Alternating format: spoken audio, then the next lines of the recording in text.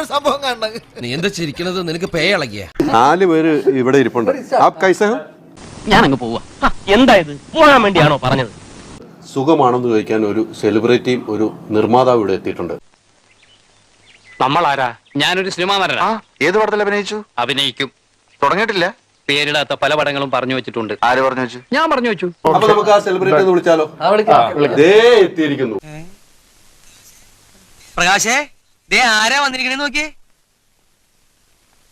അപ്പൊ ഞാൻ കുറച്ചു നേരമായിട്ട് ഇവിടെ ഇരുന്നപ്പോ ഞാൻ ബോറടിച്ചപ്പോഴാണ് പറഞ്ഞത് 4 ചോദ്യങ്ങൾ. എല്ലാം നമ്മുടെ സുഹൃത്തുക്കളാണല്ലോ. അതുകൊള്ള വലിയ അധ്വാനം ഇല്ലാത്ത പണിയാണല്ലോ. ആഹാ, അതിനാണ് അധ്വാനം. അതെ. അപ്പൊ 4 ചോദ്യങ്ങൾ എനിക്ക് ചോദിച്ച് മുട്ടിയിട്ട് വയ്യ. കടുപ്പം കുറച്ച് പറ, എന്നാലല്ലേ ഞങ്ങൾക്കും കൂടി ഒന്ന് ഇഴുകി ചേരാൻ പറ്റത്തുള്ളൂ. എന്നാ കേട്ടോ, ഞാൻ ഏറ്റവും കൂടുതൽ പൈസ ഉണ്ടാക്കിയിട്ടുള്ള ഒരു സിനിമ എന്ന് പറയുന്നത് അടികപ്പേര കൂട്ടമണിയാണ്. നമ്മുടെ മുരുക്കുമ്പുഴ മുരുകേശനെ വെച്ച് ഒരു പടം എടുത്തില്ലേ? മാറി നെല്ല് വല്യമ്മേ മതിലിടിയും. കേട്ടിട്ടില്ലേ? മാറി നെല്ല് വല്യമ്മേ മതിലിടിഞ്ഞു വീഴും. ഉഗ്ര ഫാമിലി സബ്ജക്ട്. അത് കഴിഞ്ഞ ആരും ഉണ്ടാക്കിയില്ലല്ലോ. എന്ത് പൈസ? നിനക്ക് എന്താ അറിയേണ്ടത്? എനിക്കറിയാം പലതുമുണ്ട്. നീ ആണാണെങ്കിൽ ഉറക്ക പറയടാ. ഉറക്ക പറഞ്ഞാൽ എന്താടാ? ഏത് തെണ്ടിയുടെ മുഖത്ത് നോക്കി ഞാൻ പറയും. എന്നാ ഇവന്റെ മുഖത്ത് നോക്കി ധൈര്യമായിട്ട് പറഞ്ഞു. താനധികം സംസാരിക്കണ്ട. അല്ല, ഞാൻ പറഞ്ഞ അടികപ്പേരന് ശേഷം ആരെങ്കിലും ഒരു പ്രൊഡ്യൂസർ പൈസ ഉണ്ടാക്കിയോ? അത് എന്റെ പടം ചെയ്തിട്ടോ?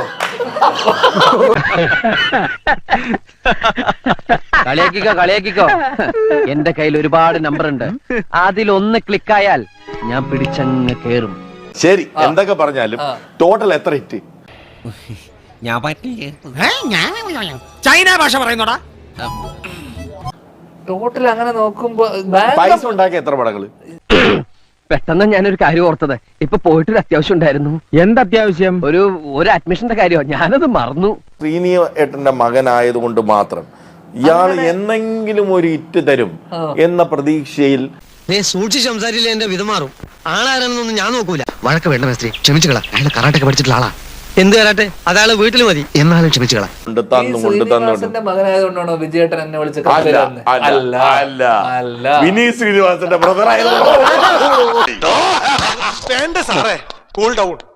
ഏത് പട്ടിക്ക് ഒരു ദിവസം ഉണ്ടെന്നല്ല പറയാറ്, അതുപോലെ സാറിനുണ്ടാവും ഒരു ദിവസം. പല നടന്മാരും അവരുടെ മകനെ ആക്ട് ചെയ്യണമെന്ന് പറഞ്ഞ് വിളിക്കാറുണ്ട്.